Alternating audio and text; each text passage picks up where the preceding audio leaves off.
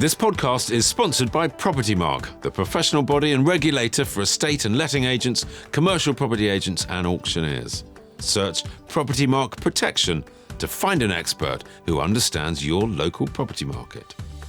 Hello everybody, great to have you. Thank you for tuning in. This is the opener. This is episode 1 of series 6. We've been plowing through these podcasts, really enjoying them, had some great content and super glad and pleased that many of you are enjoying them and subscribing as much and as often as you are. This series at Move IQ, we are really proud and really pleased to be working with Propertymark. Propertymark is the leading industry membership body. And just to kick things off with this episode, we have the boss. We have the president. Liana Laporto-Browne is joining us. Liana, thank you so much. We really are pleased to be working with you there. But would you mind, just to kick things off, to give us a bit of an intro about what Propertymark do and why they do it and what your role is within that, just before we get into the pod itself? Of course. Thank you for having me, Phil. It's an absolute pleasure to be here. I am the president of Propertymark, which is the National Association of Estate Agents, NAEA. And the role means that I'm at the forefront at the moment, going around speaking to members. Now, Propertymark as such, as you said, is a membership body, but it is also a redress scheme. So our members, the Propertymark members, are qualified agents. Now, as you know, there's no license required. An agent doesn't require a license to practice. So Propertymark offers a platform for really good quality agents and that can go and gain qualification and be able to practice at the highest level of integrity within the industry. So you help them, you are self-regulating. Yes, we are self-regulating. It is the redress scheme, and the agents that sign up to it are signing up to follow the guidelines set by the scheme. So they want to be regulated and they want to follow the strict guidelines to make sure that the consumer is getting the highest quality of service. All music to everybody's ears, Liana, and particularly given the topic of this opening episode of the podcast, because I wanted to talk to you about how people can and should identify a good agent. How do they tell a good one from a bad one? Well, because my journey within Propertymark has been, it's being a qualified agent is one of it's one of the most important factors. I think an agent that is going to go out there and actively look for a scheme that is going to regulate them is, I'm just surprised, Phil, that consumers don't ask, are you qualified? But I think maybe that hasn't been a subject of importance until now. And, how it's completely unfathomable that you can wake up one day and become an agent with absolutely no qualifications under your belt. So I think one of the most important questions that the public should be asking is, how are you qualified? What makes you what makes you qualified to represent me on the biggest sale of the largest assets in my life? Yeah, completely agree, 100%. Why do you? Estate agents, they do have a poor reputation. Let's just think, sort of, what historically, where's that come from? What brought it? So, Phil, I'll just briefly go into, I was an estate agent in Malta, and then I moved to London as soon as I could, and I was given a branded car. And it was a terrible experience, because being marked out as an estate agent in the UK is not a good thing. And I had to walk into a room and practically whisper that I was an agent. And that moment was a pivotal moment which led me to Propertymark, because I thought I have to try and change the perception of agents within this industry. Why is it so bad? And the reason it's so bad is because there's a lack of regulation, is because agents aren't actively going out there. And, you know, with Propertymark, you go and you top up your CPD, your continuous personal development, which is important because legislation changes all the time. So to be the best agent you can be, you can only do it, in my opinion, by being really knowledgeable. But there still seems to be an apparent mistrust of agents, and generally I've no idea where it's come from. I mean, if you rewind 30 years, I know exactly where it's come from, but you know, life's moved on, and people are better behaved than they were back in the kind of early 90s.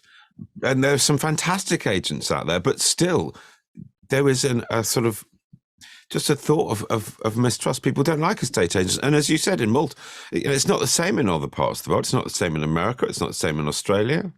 No, they have different systems. And it's funny you say that because it's the bad apple, isn't it? And the majority of agents do want to do the right thing. But the agent in the past used to be the trusted advisor.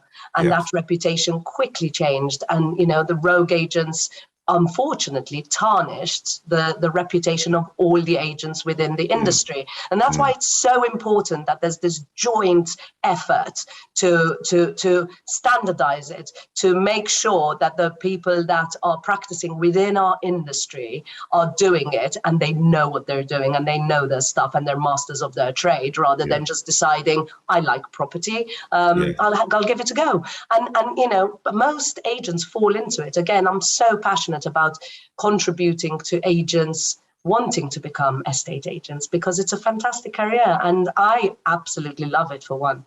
You mentioned, Liana, it is our most important asset, it's our most valuable asset. So if you're going to give that to somebody, you're not going to give it to somebody, but if you're going to transact it, you want it to be transacted by the best people out there. You wouldn't go to an average doctor or an underqualified accountant. You want to go to somebody who actually knows what they're doing and is up to speed with the current regulations and all that you have. And of course, if there is a problem, and let's be honest, there are often problems in the transaction of property. It's rarely a smooth process, but if there are specific problems, then you need a sort of arbitration exercise, and you need a procedure that you can rely on. You need to know that agent is accountable. And it, you know, all of these questions that consumers, that our clients, consumers, that, you know, that our clients ask, but they're not asking, are you accountable if things go wrong? And that is one of the first questions that they should be asking, because, you know, anybody can come into your home and tell you what you want to hear. But actually, if they are accountable for their actions, then that should be one of the most important questions. That's why you should be asking, are you a member of Propertymark? Are you a member of a redress scheme if it's not Propertymark? Yes. Somebody that's going to hold you accountable for your actions if things go wrong. Yeah. Well, hopefully you'll notice that I'm proudly wearing my Propertymark pin badge today, Liana, so I'm all signed up. Lovely. I love that. Thank you. I think it's fantastic, and it's really very necessary. As you know, we alluded to, in other parts of the world, it is much tighter regulated and controlled and governed and kind of watched over. We need it. Yes, we do. And I think this will be a huge change with the regulation of property agents, hopefully on the horizon, on the agenda. We don't know quite where. It will make a huge change for our industry where you know, clients can feel confident in instructing their agents and feel safer because they know that they are, you know, doing all they can and that they are actually licensed to be there giving the advice they're giving. Got it. And aside from the regulation and all that Propertymark help agents with, just give us a minute or so, if you could, about what makes a good agent. What do people look for? What should people look for in choosing a good agent? Well, on this answer, I'll give my own personal take because I am an agent and I feel that what I bring to the table is the knowledge, the experience, the empathy. I think it's really important to choose somebody that can relate to your situation, that gives you honest advice rather than, just makes you a number. And I think that the clients should look into it. And now there's, so much available at the click of a button. You can really do your research. And, there are lots, okay, you can't rely everything, all your decisions on reviews, but there's a lot of information out there. Yeah. And before choosing your agent, I think rather than just going with a gut feeling, you should do your research, and probably choose somebody that you feel can take you through the journey. Yes. And that you can ask questions and that will be available to you. And I think that makes a really good agent, somebody that's part of a redress scheme, that's accountable, that's empathetic, and that's honest. Available. And available, always available. It is such an important process, and it is emotional, and it is stressful, and it is expensive, and there are ups and downs. And I think the role of an agent is so key, particularly in the market now, which is complicated and lengthy chains and difficult situations. And it is all very delicate. In my thought, the role of the agent in the brokering of the deal, it's not actually the opening of the door, doing the viewings, agreeing a price. It's actually what happens after that is the real skill set of an agent comes through. Is, can they broker the deal? Can they keep everybody together? Can they keep everybody happy? Can they keep the lines of communication open? That is truly skillful and worth the fee in itself. Yes, I actually think that it starts from the very beginning. Propertymark provide a property information questionnaire. So if the process was transparent from the start, because this takes us into a whole new conversation, Phil, because it's, the system, the conveyancing system is archaic in this country, we all know it. Yes. And it's such an emotional journey. I've navigated most problems that's come up in between an offer being agreed. But I think it starts from that evaluation. It's about getting all the information that you should obtain from your vendor from the very start, having a really skilled person that's doing the viewings, because, every viewing is an opportunity. And then everything that arises between obtaining that offer to exchange, it's a minefield. It can be a minefield. Yeah. So having somebody that can do that with knowledge and skill is so important. But again, having that information up front and would be such a massive step in the right direction. Yeah.